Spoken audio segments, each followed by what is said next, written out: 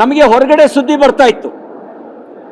ಈ ಹಣ ತೆಲಂಗಾಣ ಚುನಾವಣೆಗೆ ಬಳಕೆಯಾಗಿದೆ. ಈ ಹಣ ಕಲಬುರಗಿಯಲ್ಲಿ ಮಲ್ಲಿಕಾರ್ಜುನ್ ಖರ್ಗೆ ಅವರ ಅಳಿಯ ಅವರ ಚುನಾವಣೆಗೂ ಕೂಡ ಕೊಡುಗೆಯಾಗಿ ಹೋಗಿದೆ. ಈ ಹಣ ಬಳ್ಳಾರಿ ಲೋಕಸಭಾ ಚುನಾವಣೆಗೆ ಬಳಕೆಯಾಗಿದೆ.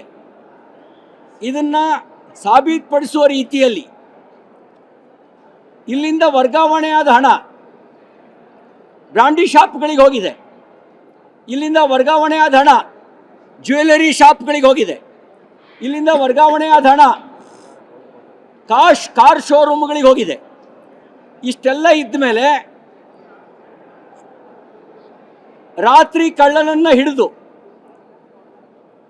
ಹಗಲು ಬಂದು ಮಂತ್ರಿ ಮಾಡ್ತಾರೆ ಅಂತ ಹೇಳಿದ್ರೆ ಮತ್ತೆ ಈ ಒಂದು ಇಡೀ ಹಗರಣದಲ್ಲಿ ಕಾಂಗ್ರೆಸ್ ಪಾರ್ಟಿ ಮತ್ತು ಅದರ ಹೈಕಮಾಂಡು ಶಾಮೀಲಾಗಿದೆ. ಎಲ್ಲಿ ನಾಗೇಂದ್ರ ಹೈಕಮಾಂಡಿನ ಹೆಸರನ್ನ ಬಾಯಿ ಬಿಡ್ತಾನೆ ಅನ್ನೋ ಭಯದಿಂದ ನೀವು ನನ್ನನ್ನು ರಕ್ಷಿಸು, ನಾನು ನಿಮ್ಮನ್ನು ಮಂತ್ರಿ ಮಾಡ್ತೀವಿ ಅನ್ನುವಂಥ ಕಂಡೀಷನ್ನಿಗೆ ಒಳಪಟ್ಟು ನಾಗೇಂದ್ರನ್ನ ಮತ್ತೆ ಮಂತ್ರಿ ಮಾಡಿದ್ದಾರೆ ಅನ್ನೋದು ನಮ್ಮ ಆರೋಪ. ಈ ಮೂಲಕ ಪರಿಶಿಷ್ಟ ಜಾತಿ ಜನಾಂಗಕ್ಕೆ, ಪರಿಶಿಷ್ಟ ಪಂಗಡಕ್ಕೆ ದ್ರೋಹ ಮಾಡುವ ಕೆಲಸವನ್ನು ಕಾಂಗ್ರೆಸ್ ಪಾರ್ಟಿ ಮಾಡಿದೆ. ಅದಕ್ಕಾಗಿ ನಾವು ಇವತ್ತು ಆಗ್ರಹಿಸ್ತು ಸದನದಲ್ಲಿ ಪ್ರತಿಪಕ್ಷದ ನಾಯಕರಾಗಿರ್ತಕ್ಕಂಥ ಶ್ರೀ ಸೆಲ್ವಾದಿ ನಾರಾಯಣಸ್ವಾಮಿ ಅವರ ನೇತೃತ್ವದಲ್ಲಿ ನಾವು ಹೋರಾಟ ಮಾಡಿದ್ವಿ.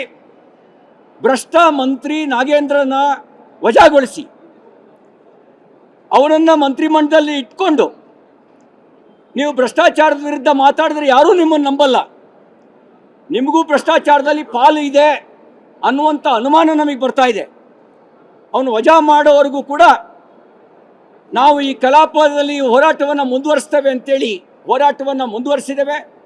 ಸರ್ಕಾರ ಕೊಟ್ಟಿರೋ ಉತ್ತರದಲ್ಲಿ ಎಲ್ಲೆಲ್ಲಿಗೆ ಜಮಾ ಆಗಿದೆ ಹಣ ಅನ್ನುವಂಥ ಸಮಗ್ರ ಉತ್ತರವನ್ನು ಅವ್ರು ಕೊಟ್ಟಿದ್ದಾರೆ.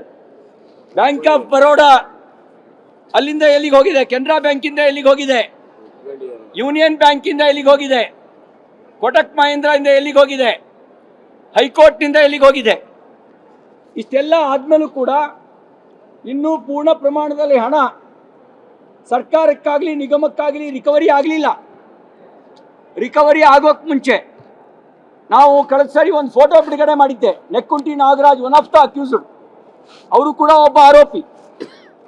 ಅವರು ಮತ್ತು ನಾಗೇಂದ್ರಗಿರೋ ಸಂಬಂಧ, ನೆಕ್ಕುಂಟಿ